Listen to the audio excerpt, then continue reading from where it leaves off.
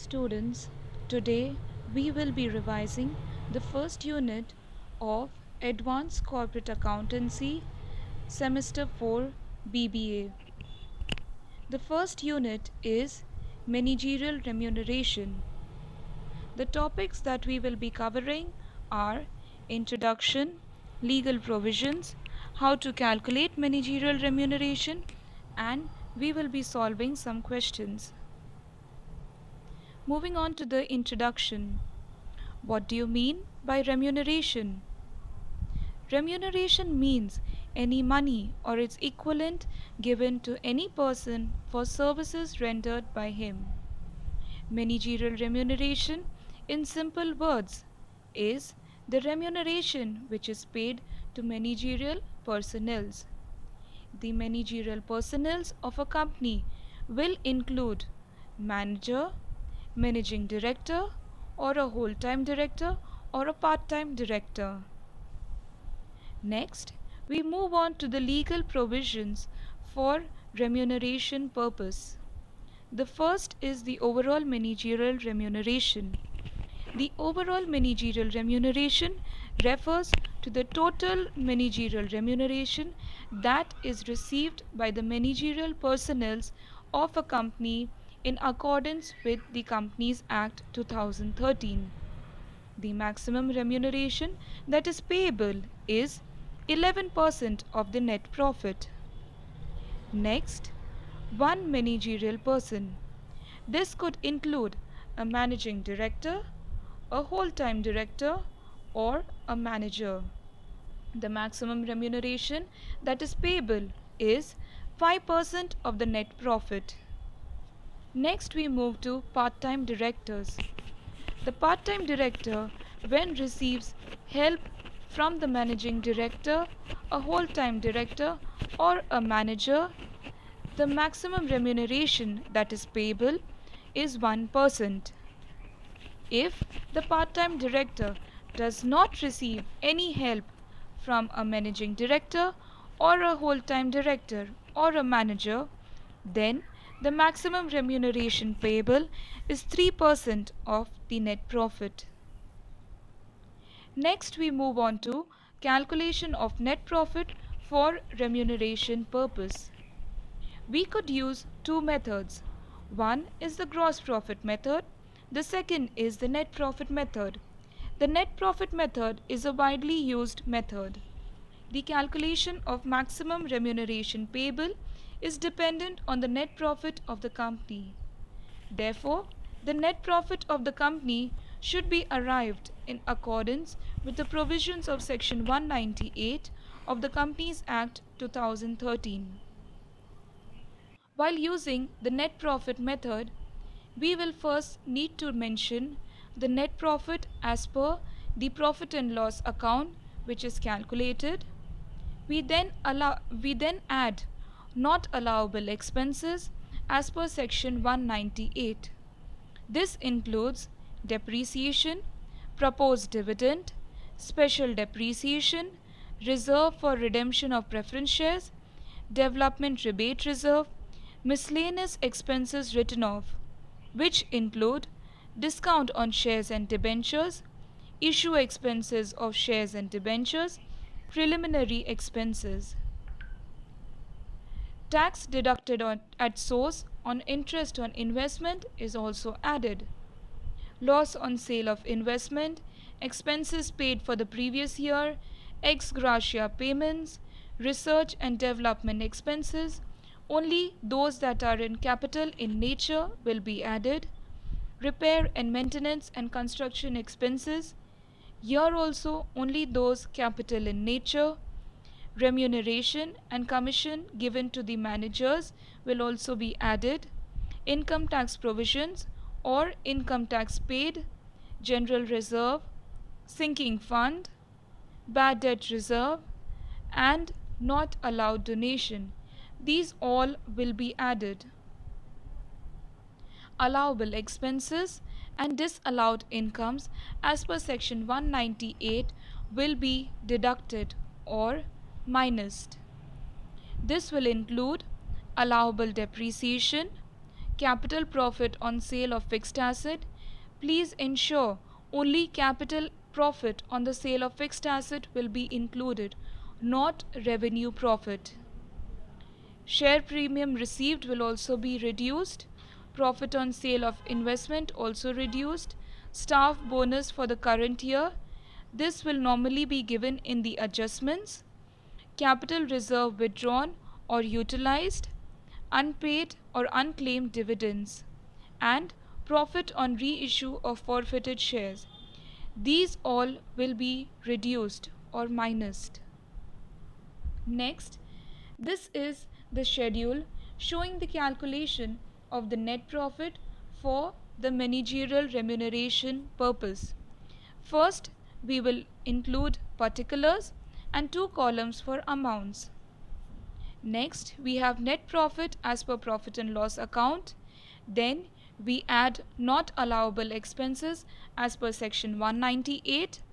Then we reduce or less allowable expenses and disallowed income as per section 198, and we get net profit as per section 198, which is important for managerial remuneration. Now we move on to calculation of capital profit. First we should know, what do you mean by capital profit? A capital profit refers to the profit that is earned that results from a sale of capital asset, which could include a stock, bond or real estate. The sale price exceeds the purchase price. That is, the sale price is more than the cost price. That is capital profit. Now, how do we calculate our capital profit? The total profit will be given in the profit and loss account. We need to find the selling price and we need to minus the written down value. Then we get our selling price after reducing the total profit and the written down value. Once we get our selling price, we minus it from the cost price and we get our capital profit. If written down value is not given, we will be using the depreciation that is accumulated over the years the asset has been used. The revenue profit is the cost price minus the written down value. This amount will not be included.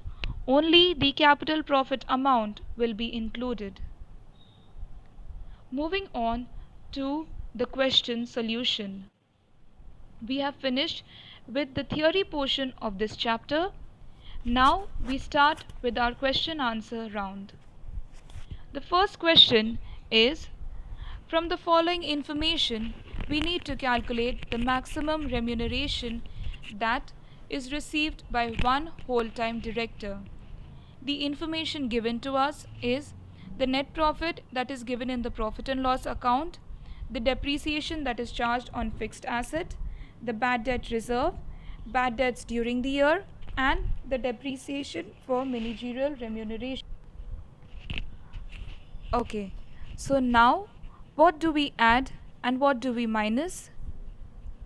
Net profit in the profit and loss account will be stated first. Depreciation on fixed asset will be added. Bad debt reserve will be added. Bad debts during the year will be minused, right? Depreciation for managerial remuneration will also be minused. Coming to the solution. The statement shows the calculation of net profit for managerial remuneration. The net profit as per the P&L account is rupees 1,75,000. We add depreciation 72,500. We add bad debt reserve, which is 800. We get the total as 73,300. Now we less bad debts during the year, which is rupees 2,850. We also reduce depreciation for managerial remuneration, which is 89,000. The total comes to 91,850. Now we add the net profit, we add 73,300 and we minus 91,850. We get rupees 1,56,450. This is our net profit as per section 198. This will be used to calculate the other amounts. There is one whole-time director, so the maximum remuneration which shall be payable to the one whole-time director is 5% of the net profit as per section 198, which is rupees 1,56,450 multiplied by 5%. What do we get? We get 7,822.50. This is the answer for our question. Moving on to question 2. In question 2, we have been given the profit and loss account of MNO Limited for the year ending 31st March 2013.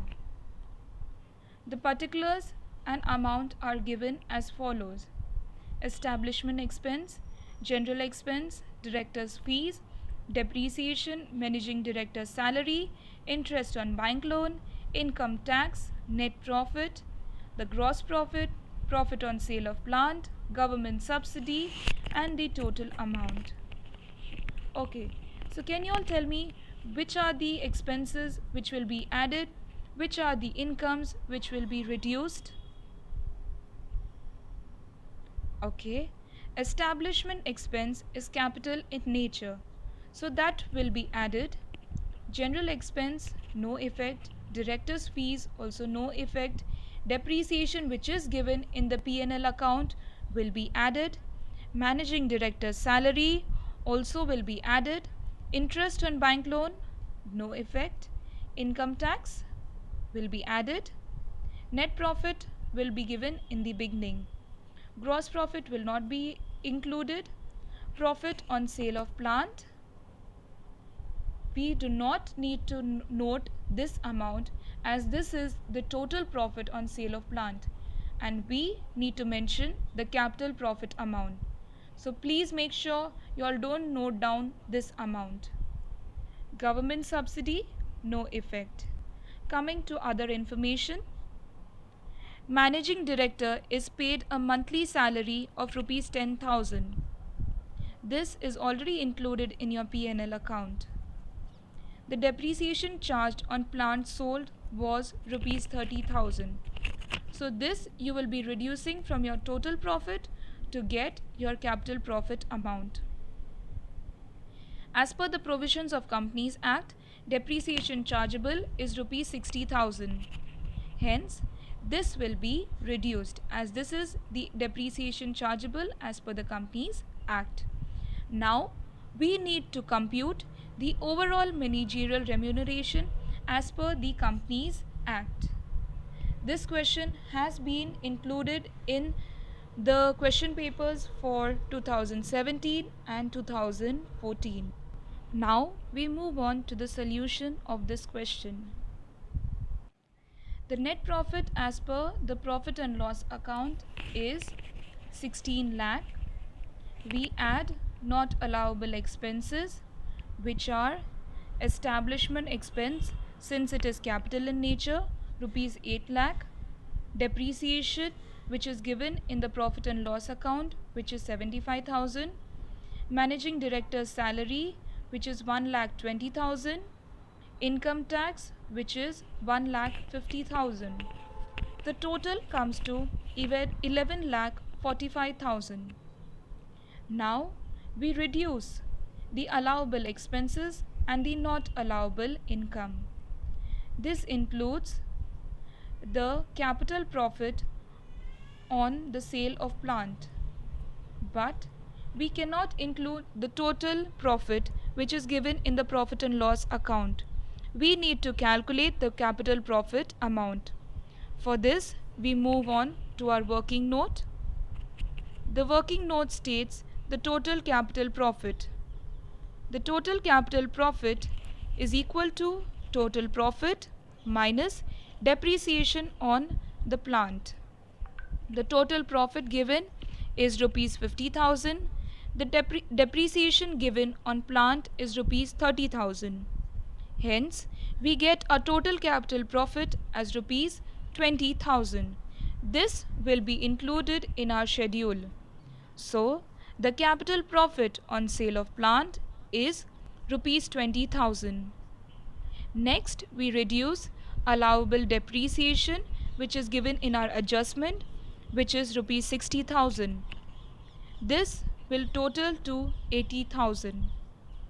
Next, we get our net profit for managerial remuneration as per section 198, which is rupees 26 lakh 65,000.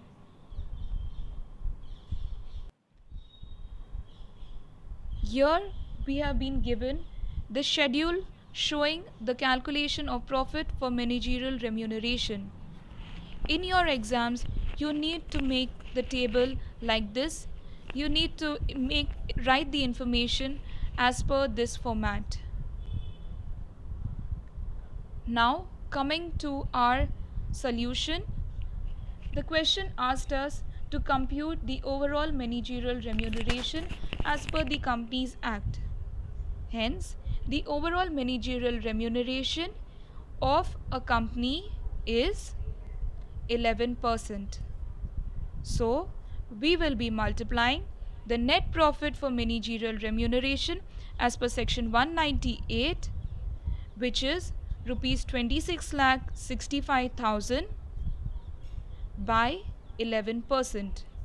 So, rupees 26 lakh 65,000 multiplied by 11% gives us rupees 2 lakh 93,150.